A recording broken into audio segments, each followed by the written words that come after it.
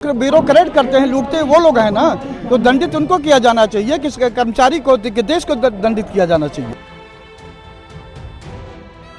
दुरुपयोग करना, miss appropriation करना, वो 409 में आता है। 409 में 10 साल की सजा का प्रावधान है। जब निजीकरण कर देंगे तो आरक्षण तो मिलेगा ही नहीं। सबसे मेन है आरक्षण को खत्म करना। नमस्कार, आप देख रहे हैं न्यूज़ बीन और मैं हूं आपके साथ मानव कश्यप। मेरी मौजूदगी अभी जंतर मंतर पर है और यहां पर तमाम लोग जुड़े हैं जो लगातार कंपनियों के अंदर जो निजीकरण किए जा रहे हैं उसको लेकर के उसके विरोध में यहाँ पर मौजूद है। इनसे बात भी करेंगे, इनसे जानेंगे भी क्या कुछ कारण है। सर, क्या नाम हुआ?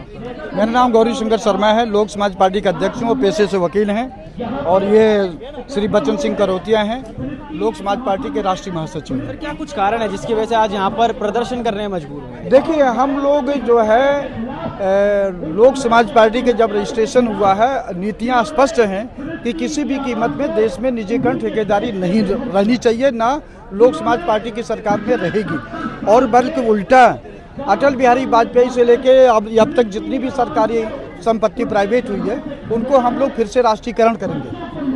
लेकिन सर, कहीं ना कहीं ये भी कहा जाता है सरकार के द्वारा भी, विपक्ष के द्वारा भी, कि गवर्नमेंट जो जॉब्स हैं या फिर जो गवर्नमेंट जो क्या नाम है कंपनीज हैं उसके अंदर कहीं ना कहीं एक धांधली दिखी जाती है, इसी वजह से प्राइवेटाइजेशन कर रहा है। तो ब्यूरोक्रेट करते हैं, लूटते हैं, वो लोग हैं ना, तो दंडित उनको किया जाना चाहिए, किस कर्मचारी को, देश को दंडित किया जाना चाहिए। जी, तो कहीं ना कहीं अब आप ये कहना चाहते हैं कि अब जो ये प्राइवेटाइजेशन जो है ये खत्म होना चाहिए और जो दोबारा से जिस तरीके से पहले चलता आ रहा था वो चलना। लोक समाज पार्टी की सरकार में अटल बिहारी वाजपेयी से लेकर के मोदी तक जितनी सरकारी संपत्ति प्राइवेट हुई है उनको हम लोग फिर से राष्ट्रीयकरण करेंगे। ठीक है।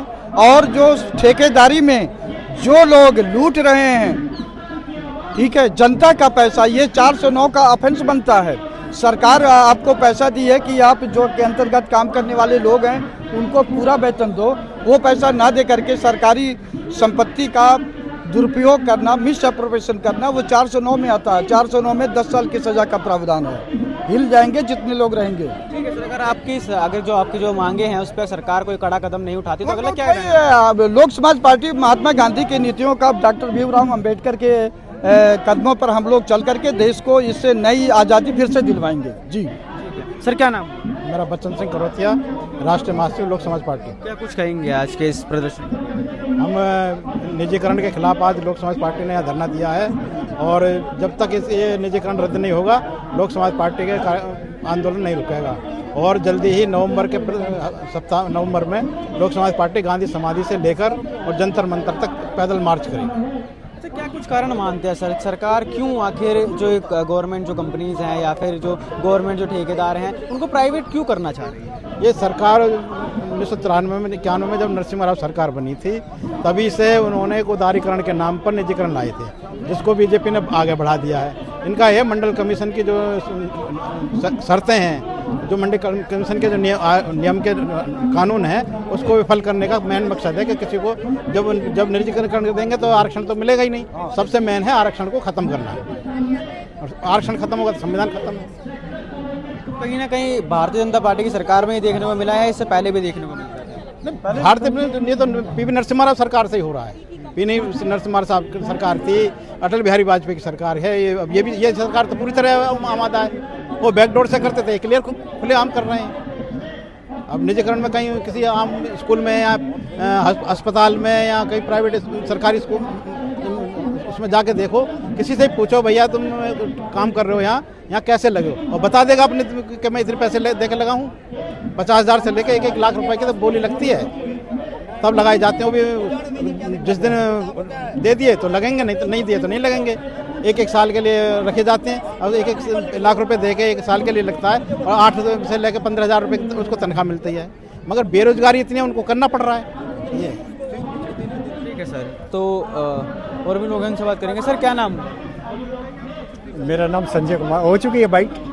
हाँ सर, ये दूसरा। आज सर यहाँ पर जुड़े हैं, आप लोग प्रदर्शन कर रहे हैं, क्या कुछ कारण है? इसका कारण ये है कि जी जो निजीकरण व्यवस्था है उससे ना तो देश का भला हुआ, ना किसी समाज का भला हुआ, ना किसी ग्रुप का भला हुआ। तो हमारा जो यहाँ का आज की विषय वस्तु है वो विषय वस्तु ये है कि भले ही आप निजीकरण करें, चलो हम ये भी मान लेते हैं, थोड़ा सा उस पे आते हैं, चलो आपसी मेल जोल पे, लेकिन कहाँ है नौकरियाँ, कहाँ है स्वास्थ्य, कहाँ है शिक्षा। तो हमारा कहने का तात्पर्य यही है कि जो हमारा भागीदारी है वो हमें हमारा हक मिलना चाहिए, भले ही निजीकरण में ही सही। ये मेरी अपना व्यक्तिगत मानना है। वो अभी गायब है, वो कहीं कुछ नहीं मिल रहा है। लेकिन सरकार का तो ये भी कहना है ना सर कि अगर प्राइवेटेशन किया जाएगा तो और भी ज़्यादा वैकेंसी आएगी, लोगों को और ज़्यादा रोजगार मिलेगा। देखिए जी, प्राइवेटाइजेशन हो चुका है, निजीकरण। मैं आपके सामने खड़ा हूँ, ठीक है, मैं अभी भी बेरोजगार हूँ, ठीक है। शिक्षा दीक्षा में मेरी कोई कमी नहीं है, मुझे तो नहीं मिला। अगर किसी को मिल रहा हो, सरकार का कहना हो, तो उस कहने सुनने में तो मैं नहीं जाता, लेकिन मुझे नहीं मिला। मैं आपके सामने जीता जागता उदाहरण हूँ, ठीक है। मैं लॉ के अंदर PhD कर रखी है, पिछले 15 सालों से मैं बेरोजगार हूँ, मुझे नहीं। निजीकरण में मुझे 50,000 की कोई नौकरी दिलवा दे सरकार, मैं मान जाऊँगा कि चलो ठीक है, आपका कहना है।